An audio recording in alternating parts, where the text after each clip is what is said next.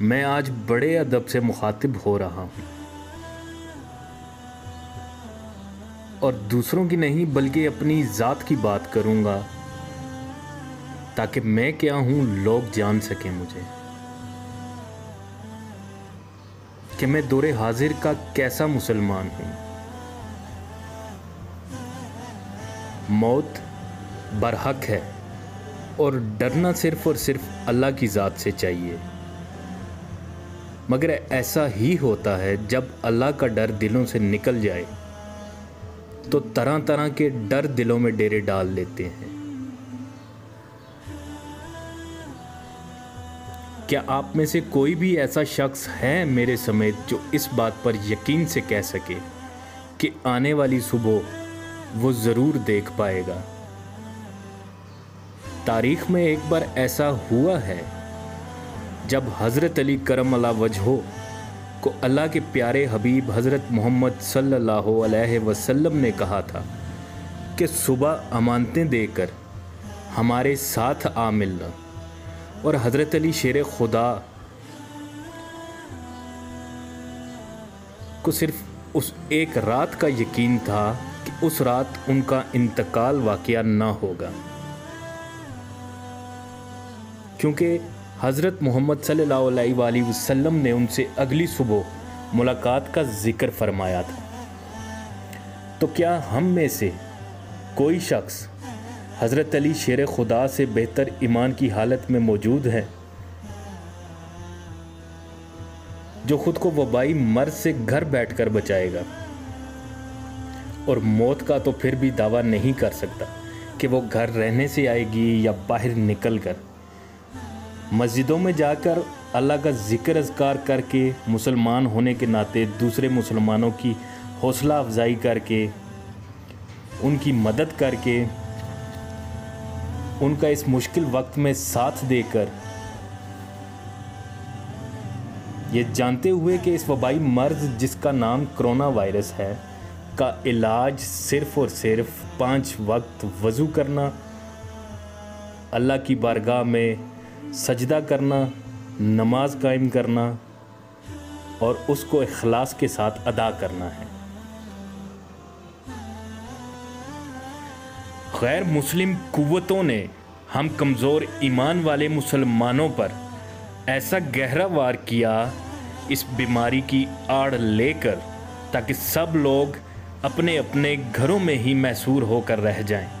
عبادتیں جاتی ہیں تو جاتی رہیں، ان کا اس بات سے کوئی لینا دینا نہیں، کوئی سروکار نہیں۔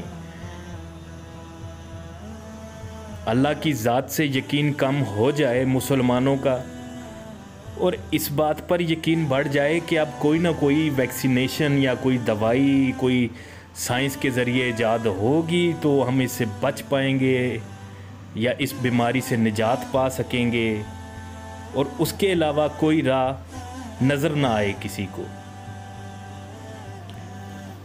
بطور مسلمان ہم لوگوں پر فرض ہے خود کو پاک رکھنا، پاک رہنا، نماز ادا کرنا، اور یہی دعائیں ہم مسلمانوں کے لیے ہمارے بزرگ بھی چھوڑ کر گئے ہیں، جن میں سے ایک کا ذکر کرتا چلوں۔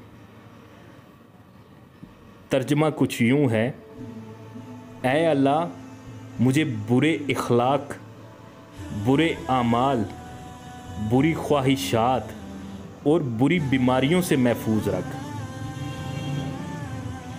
ایک آدمی نے رسول اللہ صلی اللہ علیہ وآلہ وسلم سے پوچھا، تزکیہ نفس کیسے ہوتا ہے؟ رسول اللہ صلی اللہ علیہ وآلہ وسلم نے فرمایا، ایک آدمی کا یہ جان لینا کہ اللہ تعالیٰ اس کے ساتھ ہوتا ہے، وہ جہاں بھی ہو۔ غیر مسلمان قوتوں نے مسلمان کو ایسا جکڑ لیا ہے کہ سوشل میڈیا کو ہی دنیا بنا کر بیٹھ گئے ہیں، اور حقیقت سے دور دن بدن دور ہوتے چلے جا رہے ہیں۔ موبائل فونز کے اندر کوئی دنیا آباد نہیں ہے، یہ صرف اور صرف ایک جال ہے جو دور حاضر کے مسلمانوں پر پھینکا گیا، اور وہ اس میں پھنستے چلے گئے اور بغیر تحقیق کے ہر بات کو عام کرتے چلے گئے، जबकि बतौर मुसलमान हम लोगों को हर बात की तहकीक करना जो एक नई मंजर आम पर आती है बहुत ज़रूरी है। गैर मुस्लिम इस्लाम दुश्मन अनासिर की साजिशों में मत पड़ें। हर चीज़ पर अल्लाह की ज़ात कादिर है। हज़रत नूह का वाक़या याद करें। अल्लाह पर तवक्कल इखलास के साथ रखें, तकदीर से राज़ी रहें, सब्र करें और अल्लाह के अहकामात की फर्मा बरदारी करें। वो चाहे तो आबाद रखे, चाहे तो तबाह कर दे, सब उसी का है। हर चीज़ पर अल्लाह की ज़ात कादिर है। सरकारे दो आलम सल्लल्लाहु अलैहि वसल्लम ने फरमाया, ईमान की बुलंदी 4 बातों पर है। 1, हुक्म इलाही पर सब्र करना। 2, तकदीर पर राज़ी रहना। 3, इखलास के साथ अल्लाह पर तवक्कल करना। 4, परवरदिगारे आलम का फर्मा बरदार रहना। अब हम में से किसका ईमान बुलंदी पर है, हम इसका अंदाज़ा अपने दिलों के अंदर झांक कर लगा सकते हैं। अल्लाह ताला की ज़ात हर शय पर कादिर है, इसमें कोई शक की बात ही नहीं। मगर गैर मुस्लिमों ने साइंस का इस्तेमाल करके लोगों में इस तासुर को आम करने की साजिश बनाई कि ये दुनिया और इसमें होने वाला हर काम साइंस से जुड़ा हुआ है, जिससे कमज़ोर ईमान की हालतों वाले मुसलमान खौफो हिरास का शिकार होकर रह गए। अल्लाह ताला का कोई हमसर नहीं, ना ही उसका कोई सानी है। वो अकेला है, वो यकता है। लोहो कलम उसके हैं, ज़मीनो आसमान उसके हैं, ये सारे जहान उसके हैं। इखलास के साथ अल्लाह पर ईमान रखकर उसके अहकामात की रोशनी में हम मुसलमानों को दूसरे मुसलमानों की मदद करनी चाहिए। अल्लाह की रहमत और फजल से ही मुसलमान इस बीमारी से निजात पा सकता है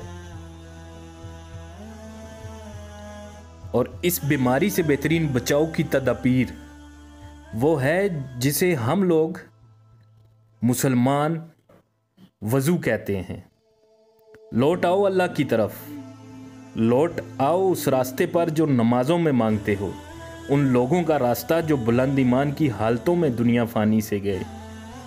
तारीख़ में ऐसी बहुत सी मसाले मौजूद हैं उन कौमों की जिन्होंने अहकाम इलाही को छोड़ दिया और बिल आखिर गर्क हो गए। अपने दिलों में सिर्फ़ और सिर्फ खुदा का खौफ रखो। अल्लाह की मखलूक से सिला रहमी करो, उनसे प्यार करो, उनकी इज़्ज़त करो, उनकी मदद करो, उनके हकूक़ अदा करो। इखलाक से बड़ा कोई इलाज नहीं। कुफ़ार के कितने जुल्म सितम बर्दाश्त किए हमारे प्यारे मोहम्मद सल्लल्लाहु अलैहि वसल्लम ने, और एक दिन वो सब लोग आपके अखलाक, मोहब्बत और तालीमात पर ईमान ले आए। हम सब बहैसियत उम्मत मोहम्मदी क्या अपने भाई के मददगार नहीं बन सकते? उसकी वीडियो बनाने की बजाय, उसको सोशल मीडिया पर आम करने की बजाय उसका हाथ नहीं बन सकते? हम उस नबी की उम्मत हैं जिन पर अल्लाह की ज़ात दरूद पढ़कर भेजती है। ऐ ईमान वालो, तुम भी उन पर दरूद पढ़कर भेजो और उनकी उम्मत होने का फ़र्ज़ अदा करो। जो काम तुम्हारे ज़िम्मा हैं उनको पूरी लगन से अदा करो। हमारे नबी सल्लल्लाहु अलैहि वसल्लम गैर मज़हब के भी काम आए, तो क्या हम उनकी सुन्नत को ज़िंदा नहीं रख सकते ताकि आखिरत में अल्लाह के सामने सुरखरू हो सके? जज़ाकल्लाह।